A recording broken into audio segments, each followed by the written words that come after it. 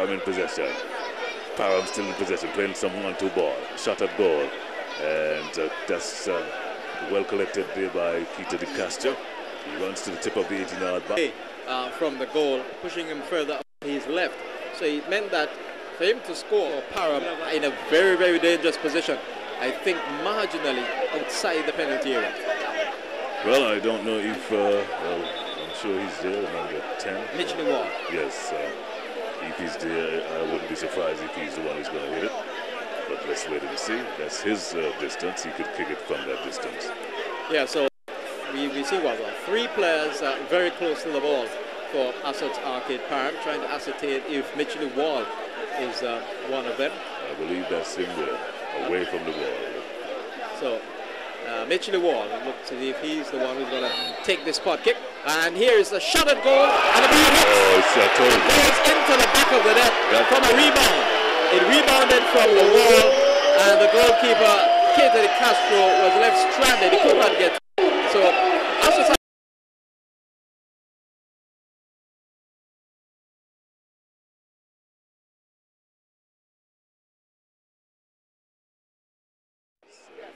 Locker on the right. And can Parham score this one?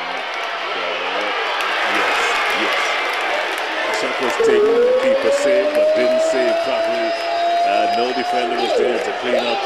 So it's goal for Assad's Arcade Parham. And we're going to try and get the goal scored. So it's a 3-1 in favor of Assad's Arcade Parham. Another chance to draw within 5 of the leaders. Yes, at the moment it is 8 because of the draw last night, with Oldwood having that game in hand.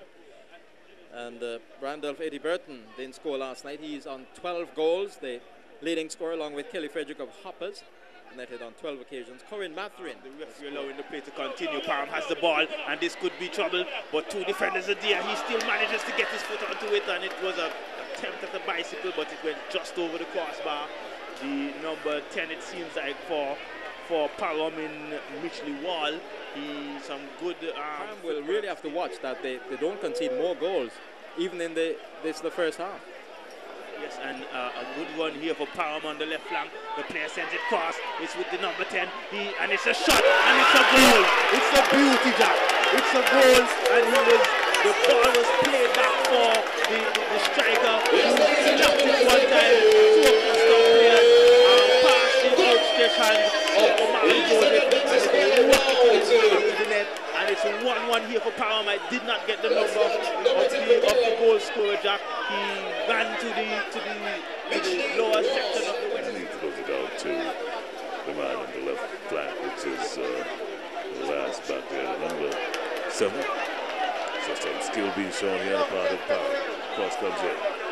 And there's offside according to. Well, Patrick Locker had a good game, not the last game. Lyman lost to Freemansville by a goal to 0, and the ball breaks free for Parham. Parham with a chance here. Duran turns it back, and the shot comes in, and he scores. Waul. Mitchily Waul has scored. No chance whatsoever for Julio Charles between the uprights. Mitchily Waul, the ball turned back for him, and he came into the...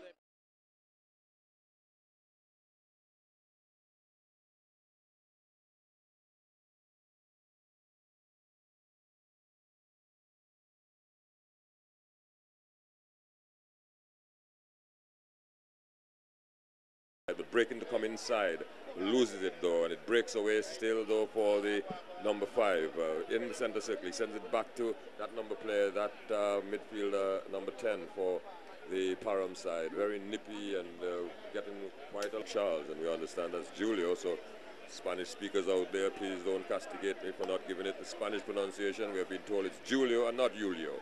A little bit of shielding going on here by the Parham player. Just outside the 18-yard box, he hits it onto the foot of a Parham defender. It goes into touch, and it will be another Villa corner. I make it this ball there, but the 3rd corner that they're getting, losing the opportunity to draw a level at the top of the first division standings, with only getting in that 6-yard box. It's it's something. What comes to your mind first? Sort of stuff, You're not aware of who's around you, if you're alone or what. And the thought that you just want to get the ball away from your goal line, away out of that 6-yard box. And I think that's what maybe a little too impetuous with his attempt to clear. But it certainly was a clinical disposition. 58 Goalkeeper had no chance. No, it was Empire have been fighting hard and tenaciously to get back into the top flight of Antigua and Barbuda football as a Villa Lions player with a attempted little fancy footwork and back heel or a side back heel, sends it into touch, and Locker will take the throw quickly, sends it inside, pull a little further forward, still on the Param right, just on the halfway line, but Villa are very quick in their attacks coming on, not giving Param the room to play. As Jacques was saying, the sort of strategy was employed certainly, and to great effect by Bassa. I thought it was an excellent bit of, well, here is a Param attack, or a Param attempted attack, but it's cut down by the Villa defense. Still Param in control, put it up high. On my watch, remember Van Roy Burns is the only official whose watch counts in these type of situations. So he's just making sure that he gets the wall back 10 yards. It's a 1, 2, 3, 4, 5, 6, 7-man wall. So it's a really big wall for the Old Road team. It looks as if it's going to be the number 10 in Mitchily Waul, and we see the number 2 standing there, Jason Macano, who is also standing. This is an opportunity for the Param team to try and have a strike on goal. Goalkeeper Malvin James just trying to make sure that he has his wall in place, and it's a very big wall. All the Old Road players have gotten behind the ball in some at some point or another. So all 10 outfield players behind the ball. We see now the number 6 player in grey going up as well. Here is the free kick. The whistle goes for referee Burns. Mitchily Waul comes up, strikes it right for there into the back of the net. 2-1 to Param. Brilliant free kick. He stood up the side that the goalkeeper was on. He bent it well over the top of the wall into the back of the net. Param 2, Old Road 1. Brilliant free kick by Mitchily Waul in